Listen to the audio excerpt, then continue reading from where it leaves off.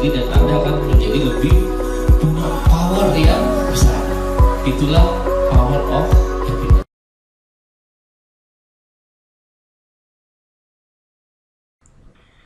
Ya, selamat siang. Salam sehat buat kita semuanya. Ya, hari ini saya mau sharing tentang apa sih dimensi dunia dalam bekerja itu. Jadi, bagaimana sih klastrifikasi pekerjaan sesuai dengan kuadrannya. Jadi, ini temanya adalah work of work map. Oke, sebelum kita mulai, jadi saya sebenarnya mengucapkan terima kasih karena materi ini dulu saya dapatkan dari anak magang dari Magister Psikologi Universitas Erlangga. Jadi sehingga saya juga jadi lebih tahu bagaimana sih pekerjaan-pekerjaan itu dibedakan sesuai dengan fungsinya. Oke, kita lanjut. Sebelumnya kita mau ke studi case dulu. Nah, ini ada sebuah story. Yang pertama ada yang namanya Andi, memulai karir sebagai seorang pengajar setelah lulus kuliah. Dia menjalani karirnya selama 6 bulan. Hasilnya bisa dikatakan Andi baik dan Andi keterima di sebuah perusahaan yang jabatannya juga sebagai training officer sekaligus dipromosi sebagai recruitment supervisor di perusahaan yang menghandle minimarket berskala nasional selama 4 tahun.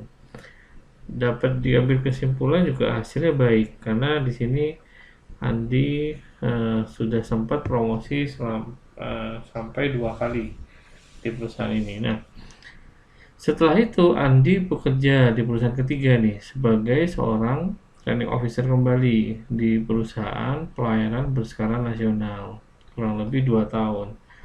Namun hasil pekerjaan Andi ini dianggap kurang baik.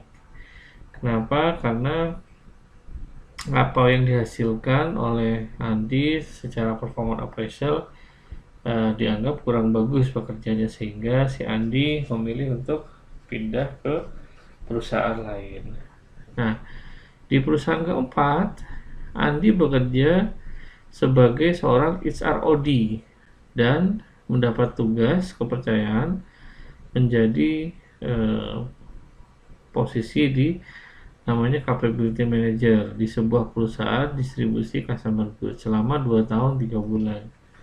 Hasilnya dianggap baik oleh Andi karena Andi beberapa kali juga promosi dan mendapatkan kenaikan gaji. Nah, setelah itu Andi bahkan dapat bekerja di perusahaan yang kelima. Nah, di perusahaan kelima ini Andi bertugas sebagai audit supervisor dan mendapat tugas khusus di bagian project planning di perusahaan grup rokok yang skalanya nasional selama 1 tahun 6 bulan. Hasilnya dianggap baik karena di sini Andi juga mendapatkan promosi serta performance appraisal yang baik oleh manajemen. Nah, bagaimana pendapat Anda tentang cerita Andi? Nah, di sini kan Andi sudah bekerja di 5 perusahaan, tapi ada satu perusahaan yang dianggap kurang. Padahal secara dimensi pekerjaan ini juga sama di bidang training, tapi kenapa kok gagal di perusahaan yang ketiga? Oke, ini story tentang Andi. Nah, kita ke contoh kasus yang kedua. Nah, ini ada another story. Jadi status yang pertama adalah cerita yang kedua adalah jadi ada nama seorang karyawan namanya Nining. Dia memulai karir sebagai seorang kasir selama 1 tahun dan pekerjaannya dianggap baik. Sehingga dia pindah jabatan yang berbeda di perusahaan yang sama selama 2 tahun sebagai admin gudang. Nah, ini juga dianggap hasil pekerjaannya baik.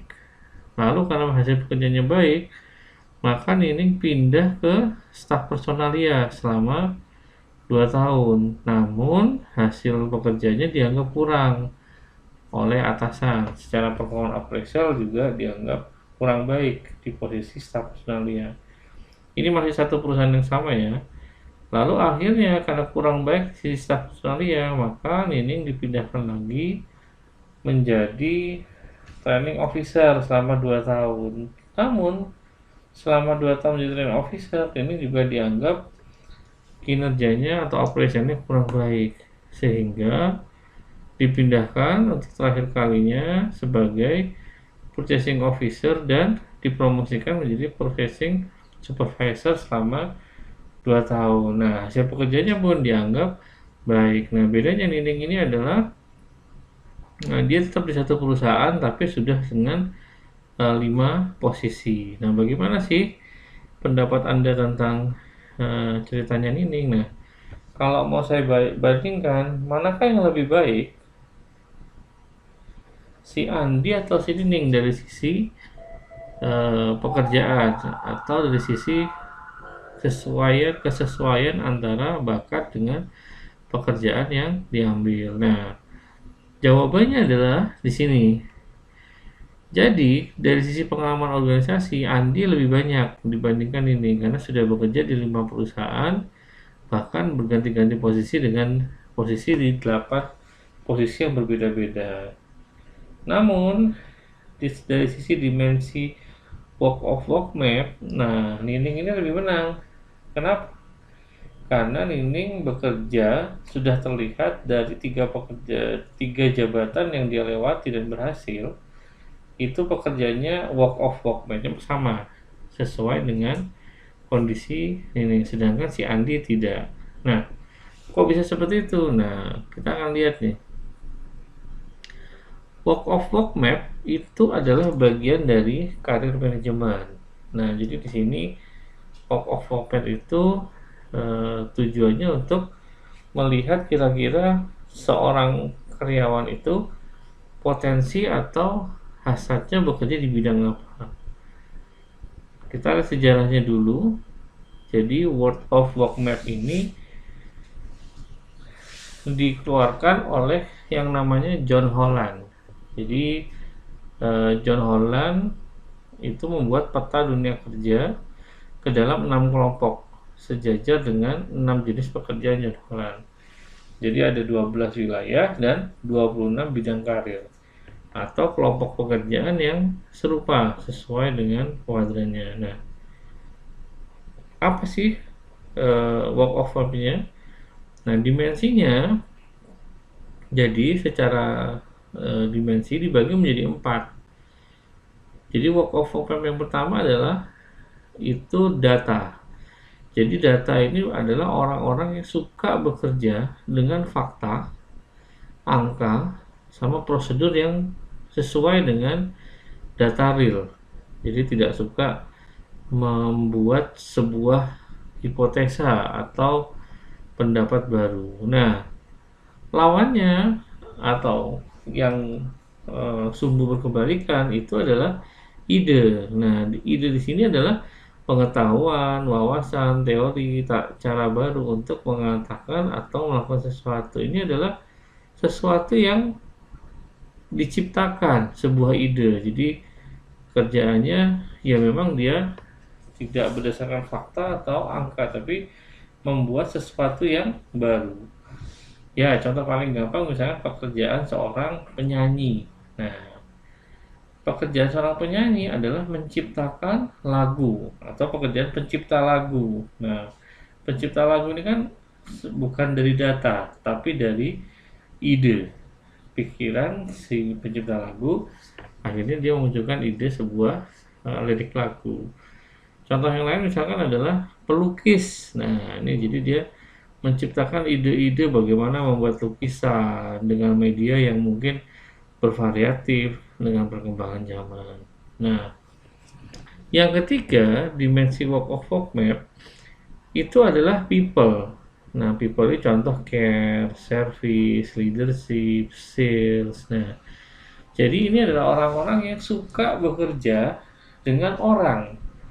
Jadi ketemu orang setiap hari, memberikan pelayanan setiap hari, berjualan kepada orang tatap muka langsung setiap hari. Nah, ini adalah orang-orang yang memang suka berkomunikasi dengan orang. Ini termasuk saya Saya suka berkomunikasi dengan orang, memberikan pelatihan, lalu memberikan masukan, memberikan strategi yang bermanfaat, berdiskusi. Nah, ini adalah dimensi pekerjaan yang sifatnya adalah people.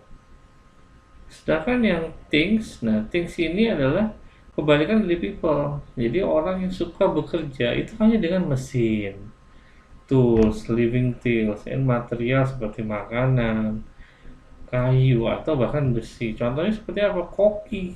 Nah, koki itu bekerja dengan things, bagaimana membuat makanan yang enak. Jadi yang dia ketemukan adalah kompor, yang diketemukan adalah dia bahan makanan. Apalagi contohnya kan, seorang IT. IT itu pekerjaannya dia di depan laptop, memperbaiki server, membuat programmer, dan semuanya dia berhadapan dengan things atau disebut dengan benda mati. Nah, secara gampang maka dari itu John Holland membuat kuadran dimensi work of work map itu seperti ini. Nah, jadi orang itu ada yang suka bekerja berdasarkan data, tapi ada suka bekerja membuat ide. Nah, ini kuadran yang pertama. Ini kutub utaranya, ini kutub selatannya, kebalikannya. Sedangkan ada orang yang suka bekerja dengan orang, tapi ada suka orang yang bekerja dengan benda. Makanya dalam sebuah pekerjaan tidak bisa contoh seperti ini ya, teman-teman. Jadi kalau misalkan manajemen meminta semua karyawannya bersikap ramah terhadap tamu, ya mungkin kalau di bagian sales, bagian customer service, memang dimensi pekerjaannya harus ketemu dengan tamu atau pelanggan. Nah, bagaimana dengan bagian mekanik? Bagaimana dengan bagian IT? Mungkin banyak ditemukan, ini IT saya kok susah ya untuk ramah. Nah, ini IT saya kok susah. Jangan-jangan memang itu sudah benar, bukan salah, karena memang kebiasaan setiap harinya orang tersebut bekerja dengan benda. Nah, untuk detailnya gimana sih agar saya mengetahui ini orang ini suka bekerja dengan data atau dengan benda, orang ini suka bekerja dengan orang atau dengan benda, orang ini sukanya bikin ide dibandingkan dengan data. Nah, maka keluarlah yang namanya Holland Model Test. Nah, Holland Model Test ini nanti akan kita bahas ya di sesi-sesi selanjutnya. Jadi sampai sekian dulu sesi hari ini. Terima kasih. Selamat siang semuanya.